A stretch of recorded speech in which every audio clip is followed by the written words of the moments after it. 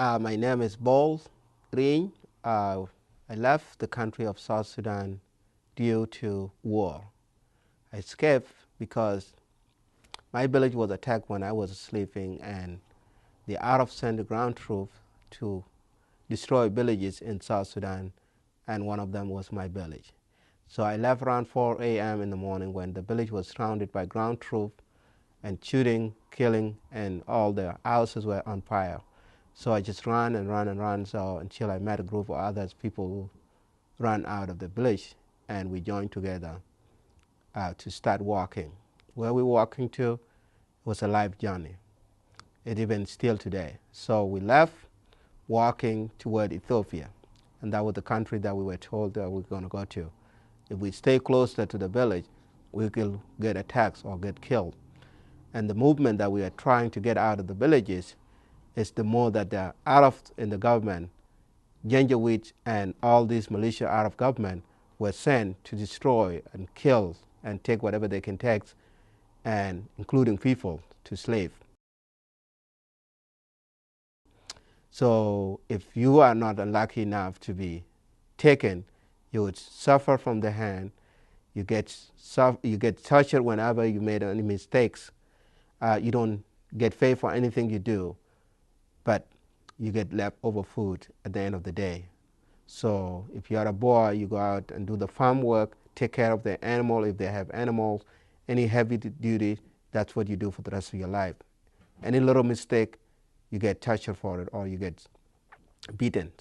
And then the girls would clean the house, babysitting, anything to do with the house cleaning, including washing clothes and iron them by hand.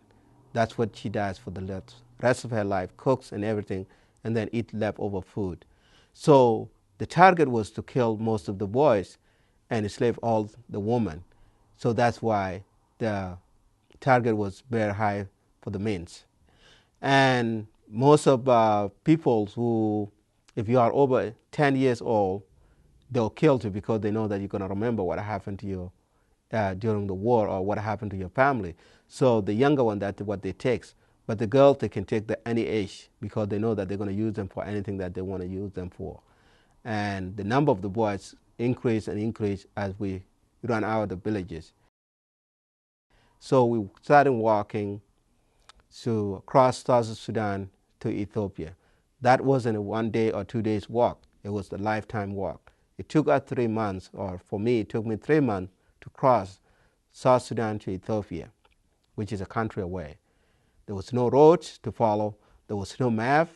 There was no any direction sensors that we were using, no GPS or anything that you can imagine.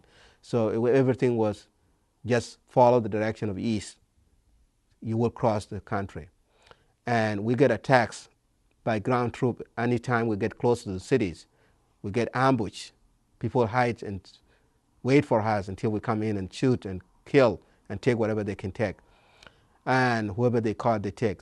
That was the journey. They send helicopters to bomb, destroy people who are trying to escape, to kill them as early as they can kill them without getting trained in Ethiopia and come back to fight. There was no food. We were just running out of the villages. Anything that you can eat on the way, you don't have to recognize it as a food. Anything that you can eat to survive, that's what we went through to eat. So some people gave up eating anything that they can't recognize. They didn't make it to Ethiopia. Some people were tired walking. So the shoes or the foot was swallowed and the wounds and things like that, you just leave them behind. There's no way that you can take them. There was no Medicaid, so you get sick from all this bad food that you're eating, you died. You get sick from malaria, you died. Some areas we have to walk 2 or 3 days without water. So if you misuse your water, you died. And some people couldn't walk because it was too much walk. They get tired of walking every day, uncountable mile, so they couldn't make it.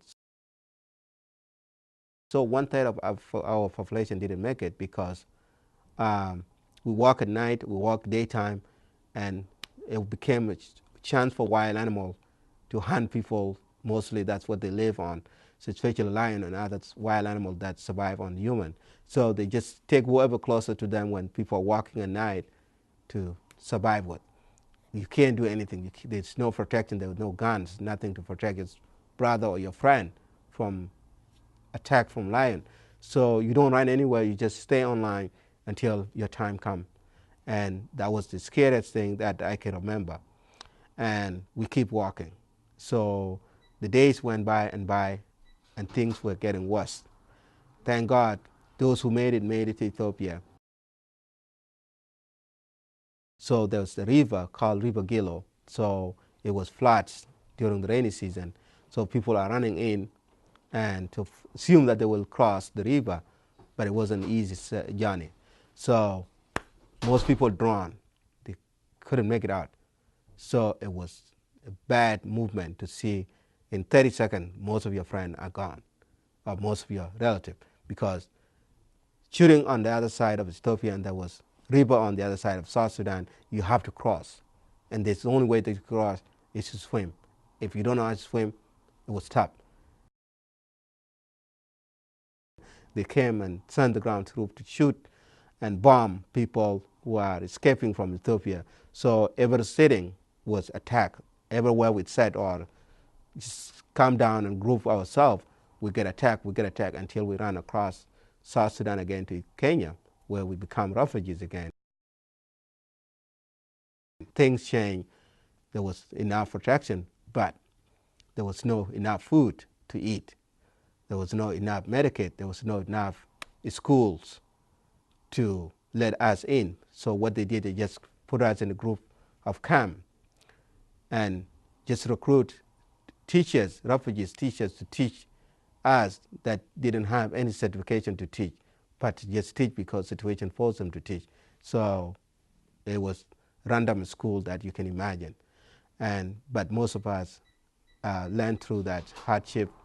No books, no exercise book. There was nothing at all. It was better than the way I started in Ethiopia. When I went to Ethiopia first, there was no classroom. Everything was under the tree. There was no exercise book. There was only blackboard and a teacher. You clear your ground as many times as you can clear it and write down what you can remember. And that's what you're going to be tested on for next exams coming. And that's what you're going to be tested on to go to the next level. So your exercise book or your fan was the ground. Every time you sit down, you have to clear the ground and write it down as much time as you can remember it. So that's what I could tell you. And eventually, I stayed in Kenya for about 8 years. When I left, I was 8.5, South Sudan, and then went to Ethiopia for about a year and a half. Then I left again because they're fighting their own war. So went to same situation, running again to Kenya, became a refugee again, went to Kenya for 8 years, stayed in Kenya. There was enough time that so most of us got the chance to come here as a group of lost boys and lost girls from Sudan, known as today. We had a chance to come to the United States. So went to high school for 3 years, Winchester High in Massachusetts, and finished my high school and went to college. So after college, I decided to go back and help. Now I'm doing a project called Village Help for South Sudan. I'm trying to help to build a school in South Sudan, in my village. They never had a chance to have a school built in it. The closest school is 2 hours of walk, day back and forth. So that's about 4 hours of walking a day for a 5 or 6 years old kid with no bike, no any other means of transportation. So I think it's a time to help them. If I had a chance to get my education here, I have to help them. So I'm doing fundraising now for Theo Village, that's the name of the school, to be able to have a school by next year.